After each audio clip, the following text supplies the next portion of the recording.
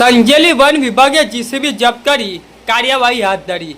દાહોદ જિલ્લાના સંજેલી તાલુકાના જુસા ગામ નજીક વન વિસ્તારમાં બિન અનુમતિથી જીસીબી દ્વારા સાફ સફાઈ કરવામાં આવતી હોવાની બાતમીના આધારે સંજેલી વન વિભાગે રાત્રિના સમયે દરોડો પાડી જીસીબી મશીન જપ્ત કરી કાર્યવાહી હાથ ધરી હતી।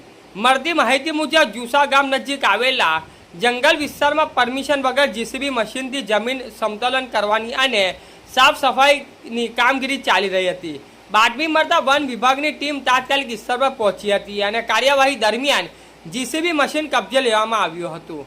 વન વિભાગ દ્વારા સમગ્ર મામલાની ઉચ્ચ કક્ષાએ જાણ કરવામાં આવી છે। પ્રાથમિક તપાસ પરમિશન વગર કામગીરી કરવામાં આવતી હોવાનું સામે આવ્યું હોવાના અધિકારીઓએ જણાવ્યું હતું।